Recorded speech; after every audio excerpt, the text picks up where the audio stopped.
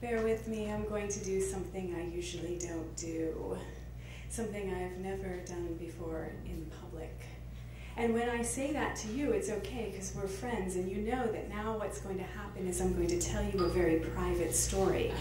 But when I told that recently to a very delicious, young-looking man sitting across from me, there were very different consequences. Because when I said, bear with me, I usually don't do this, what I meant to say in context was I'm going to reach into my purse and pull out my phone, because my son races cars, and God knows if he goes headfirst into a wall, I want to know that he's dead.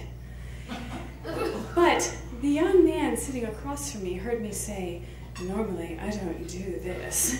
And he said, oh, neither do I. And he reached into his backpack, and I pull out my phone, and he pulls out a pair of handcuffs and this very tiny little whip-like thing that I've never seen before, because I don't know anything about these sorts of things. It had a little knob and these little tentacles off of it. And I said, stalling for time, looking for the nearest exit, seriously? And he said, aghast, it was a gift. And I said, what the hell did you say to Santa Claus when you were sitting on his lap? And I laughed, ha ha ha, and he laughed, ha ha ha, and the tension was broken, and I went my way and he went his. But the reason I bring that up is if I wasn't such a chicken shit, I bet I would have a much better story to tell you about the night that I never forgot in my entire life. Unfortunately, you're stuck with this one. Once upon a time, I was pious and virtuous and pure. Okay, squint real hard, turn your head to the left, and you'll see that in me. Really, I was at one time. I was an angel of mercy, hence the outfit. I was a Navy nurse. And I worked for 5 years in a great big open bay ward, just like this one. We had 11 beds on port, and we had 11 beds on starboard. And it was just like Nurse Ratched. I could stand up and see everything. And you know what? She would have known exactly what to do with those handcuffs and that whip. It was a hot ward. There was always something going on. And I joined the Navy to see the world.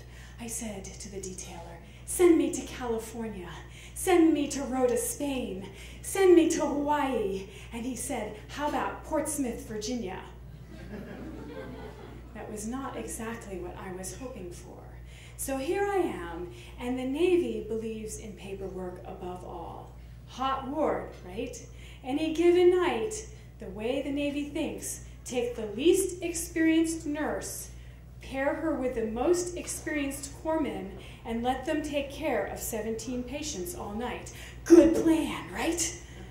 Because back in the Crimea ward, when the last time they wrote up these staffing plans, they decided that at 11 o'clock they would turn off the lights, close the blinds, and say to the guys, good luck. If you're with us in the morning, we'll take care of you again. But we're going back here, and we'll keep the water in your pitchers going, and we'll keep it warm in the room, but have fun. Nowadays, as you know, if you've ever been in the hospital, we work 24 hours a day. At midnight, I'm harassing you to take your vital signs. At 2 a.m., I'm hanging your antibiotics. At 4 a.m., I'm measuring to see how much you peed last night. It's always, always working. And the particular ward that I was assigned to was before hospice was a thing. So many of my patients would come in with the idea that they were not leaving us. And that was okay. People didn't get to die at home. We didn't have the great things we have now, like pain medication, hospital beds delivered, oxygen in your home. And you would think that I wouldn't care, because between the time I got there in October and Christmas, when I realized, oh damn, there's nothing open and I have no food, and guess what? I get to eat cornflakes. I gave myself permission after 17 bodies that I was not going to count anymore. But I liked some of these patients so much, and some of them would give me such a hard time at night. They would take medication that would keep them up all night, and they would keep me company. And one man that I became very attached to was Mr. Strain. He couldn't say a nice thing about anyone, and that is why I loved him. He would tell me that I was the most inept, slowest, dumbest and ugliest nurse that he'd ever seen. And he pretty much was right. That was true. And he would always challenge me to take him outside in the wheelchair, and we would go a lap around the perimeter of the hospital, and he said he'd win. And I'd say, and I'll turn off your oxygen, old man.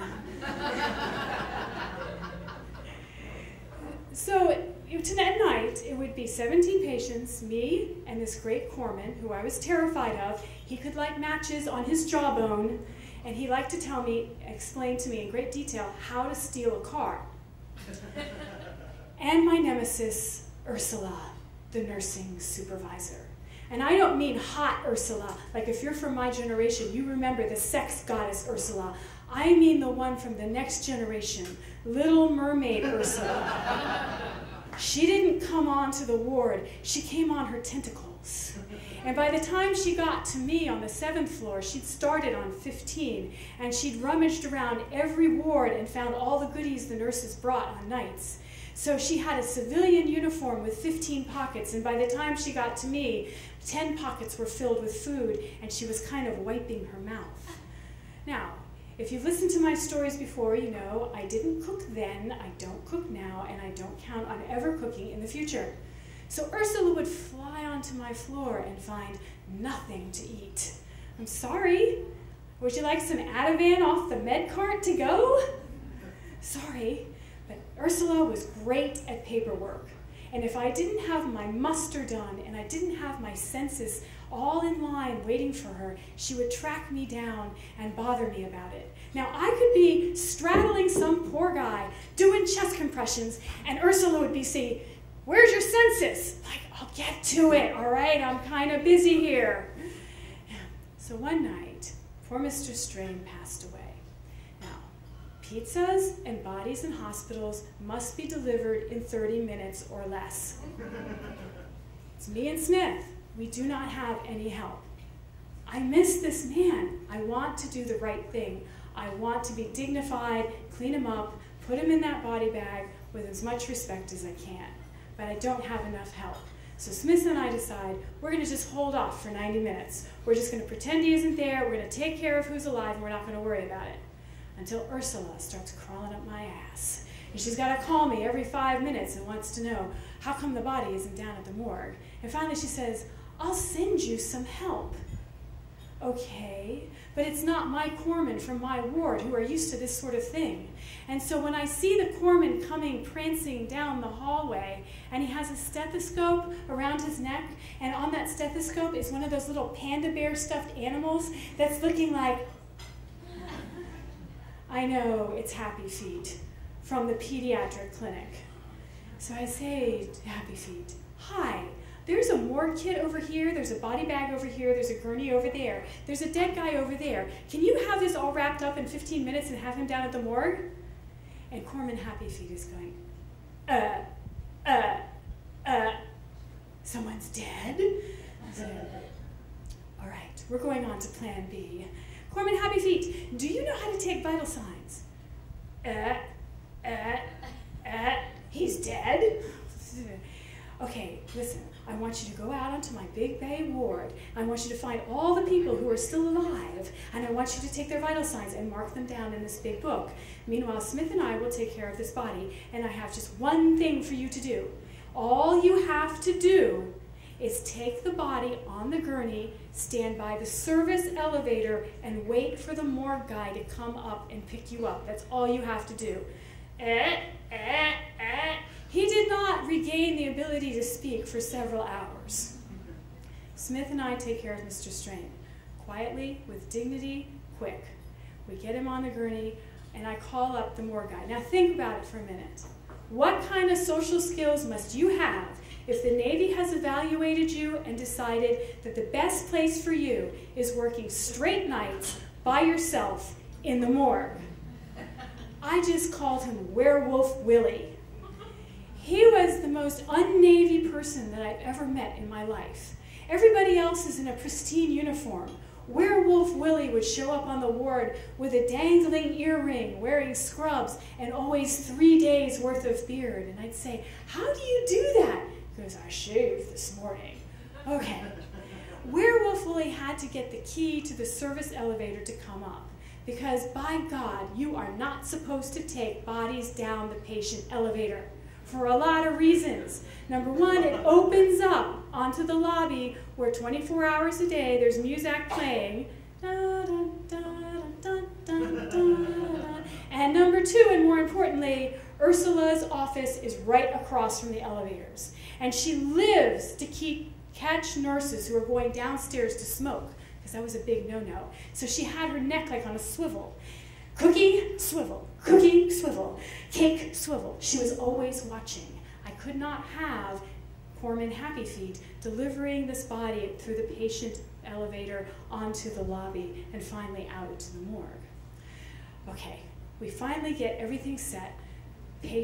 Corman Happy Feet understands his role. He just has to stand out there. I said, turn and face away from the gurney if it freaks you out. You don't have to look at it. And I had managed to find Willie the werewolf, and he's supposed to come upstairs. I go back to what I'm doing. I've got 17 live people that I've got to take care of. I don't even think about it anymore. And still, all of a sudden, Willie the werewolf is tapping me on the shoulder, going, "Where's the body?" What do you mean, where's the body? There ain't no body. Yeah, there is a body. And I race down the hallway right to where that elevator is, and there is no body. Oh, crap. I know what he's done. He's taken that body down the patient elevator, and I've got to worry about where my supervisor is and where this body is going through the hospital. And I tell Willie the werewolf, I said, listen, go back downstairs to the morgue. I'm sure he'll show up any second. He can spell morgue, M-O-R-G-U-E. He's got that much going for him. Be patient. He'll be there. Willie the werewolf goes back downstairs. I get a call. He ain't here either. Oh, crap. But meanwhile, standing in front of me is Ursula. And she's sniffing around, and I don't know if she knows, and I'm not going to tell on myself. So she says, well, how did that Corman work out for you? I said, he didn't say much. He was kind of quiet. Well, at least you got that body off of your floor within 30 minutes. And I said, yes, the body is definitely off the floor. I don't know where the hell it is, but I know it's off the floor. An hour later, Happy the Corman comes up and stands in front of me. You wouldn't believe what happened. I said, is the body where it's supposed to be? Yes, yes, it is. I took it down the patient elevator. I took it past the gift shop. Oh, my God. And I'm thinking, my career is going up in flames and it doesn't smell good. And then I missed the morgue door. Like, really? What confused you, the M or the G? And I kept going out through the double doors. That's the loading dock. I know. And did you know it locks? Yeah, I know it locks. So I didn't know what to do. I didn't want to leave the body. So apparently, Mr. Strain got his last lap around the hospital because he took him down the loading ramp, up the sidewalk, around the corner, back through the main entrance of the hospital. And it's just a body bag. He found the morgue and delivered Mr. Strain. So in a strange, poetic way, Mr. Strain got the last laugh because he did beat me around the hospital that night. And fortunately for me, Ursula never found out.